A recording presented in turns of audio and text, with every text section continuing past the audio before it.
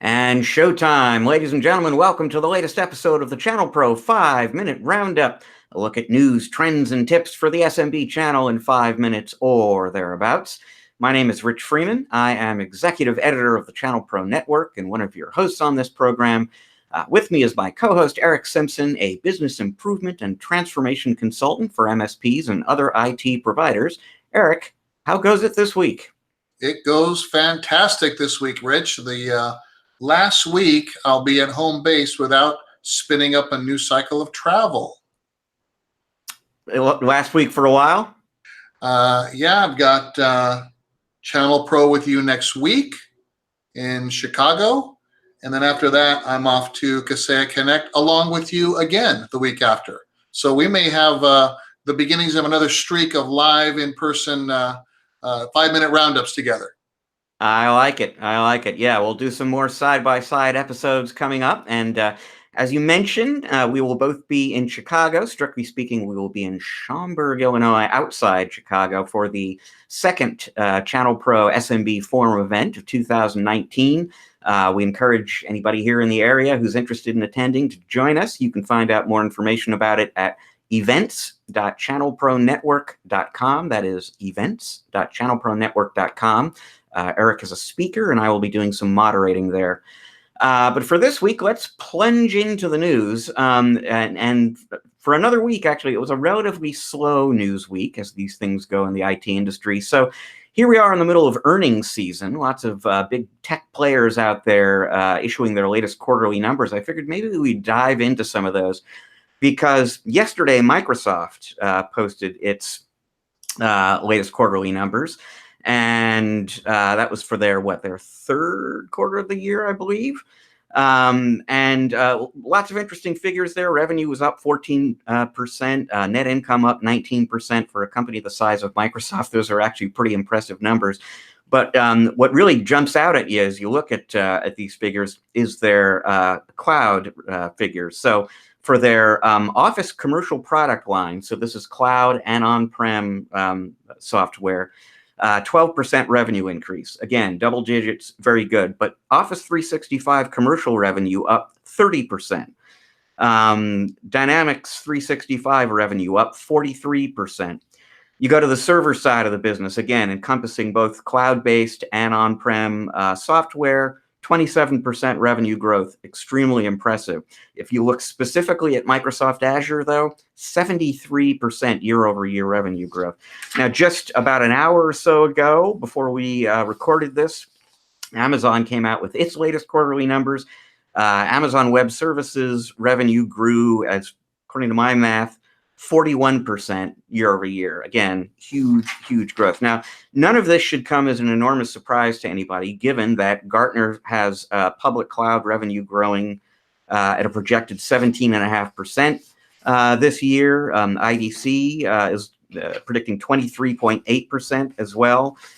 You look at some other companies beyond Microsoft and AWS that play significantly in the cloud, and just within recent months, D&H, the big distributor, reported that they recorded 100% revenue growth in cloud between May and December of 2018.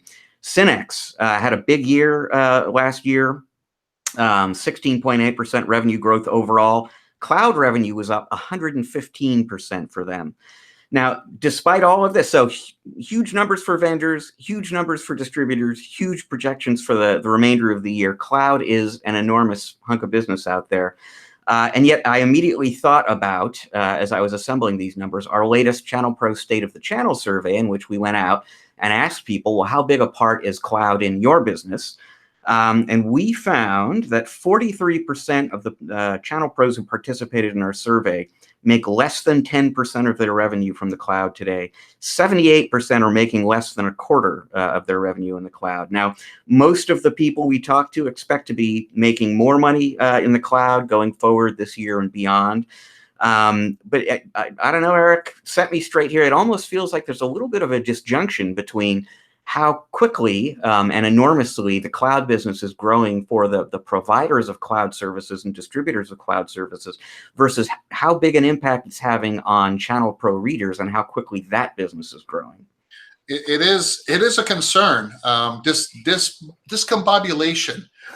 There's a mismatch because I just did a webinar this morning, the real case for adopting the cloud, and I do have just one statistic without hazarding having our audience lose consciousness with these numbers. But I've got the Global Software as a Service Market Analysis reporting that SaaS, just software as a service, where Office 365 fits and things like that, not the IaaS, the PaaS, like the Azures and the Google Computes, but expected to reach 185.8 billion by 2024. So the providers that are not seeing the writing on the wall, they better clean their glasses, Rich, because cloud is a huge opportunity. It's not going away. And if our partners aren't delivering these cloud services that generate these types of sales, that means they must be consuming these directly from the vendors and the upstream providers, which means our partners are leaving a chunk of money on the table. So get after it, guys. I mean, it's not going away. And if you're not selling cloud services because you still think that the margins are in, big iron and hardware and traditional licensing, that train has left the station. I think you just said the magic word, though, in terms of what really kind of explains this feeling of there being a bit of a disjunction, and that word is margins.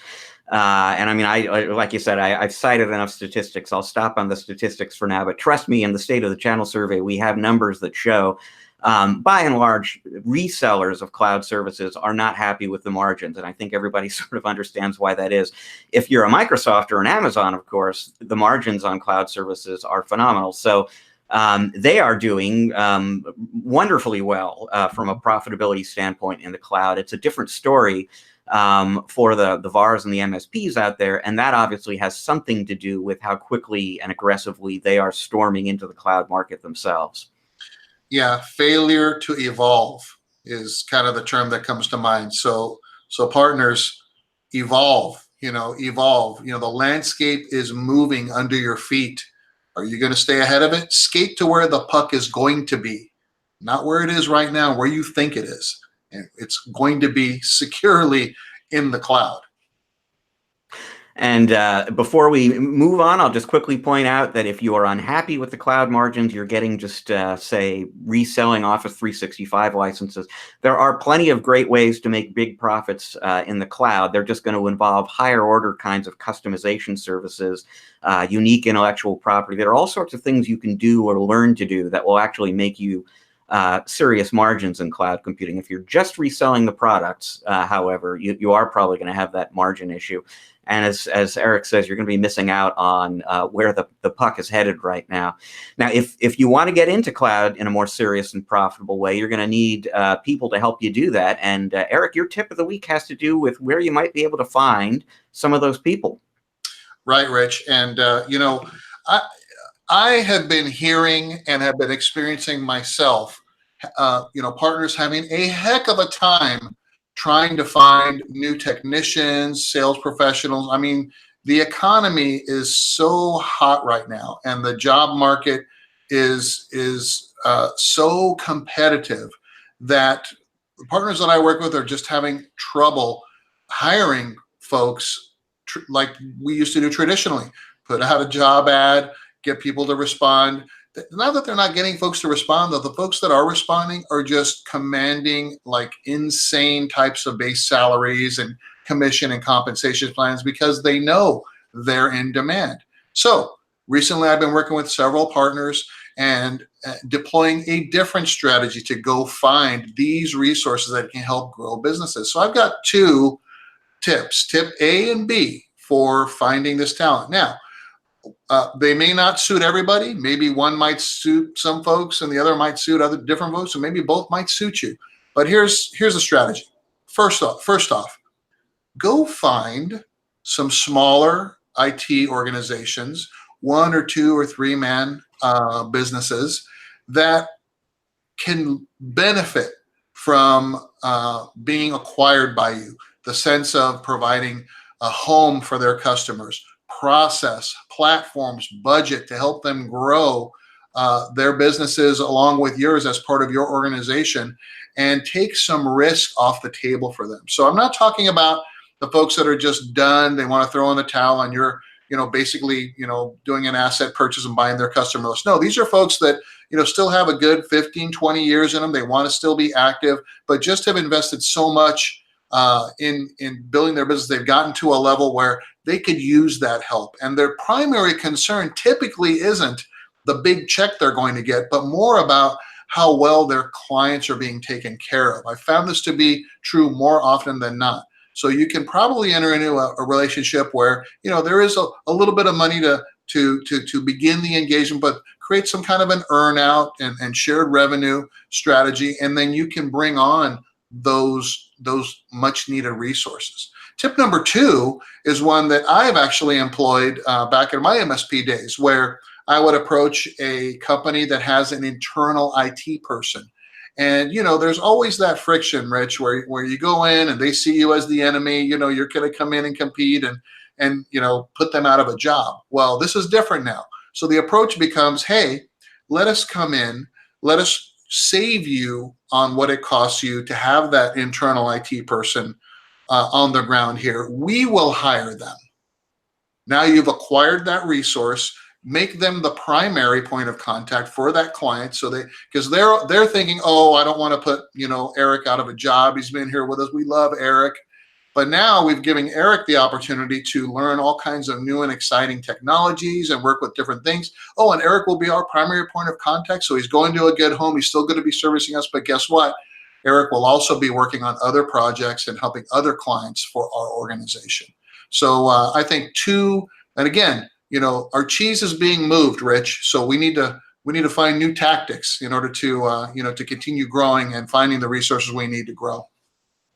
Yeah, both interesting tactics, and the first one's interesting because so often when people talk about acquiring another MSP, typically it's about acquiring the customers, and you're talking about a scenario where you're actually acquiring the employees, which is another good reason to buy a company like that. The only thing I would say, and you may have a perspective on this too, is you want to be careful if you do buy another MSP because you like their people and you want to bring those people on board, that you do something or other going in to make sure that the techs are not all going to head for the exits after they hear about the acquisition, that they stay on board and remain satisfied employees.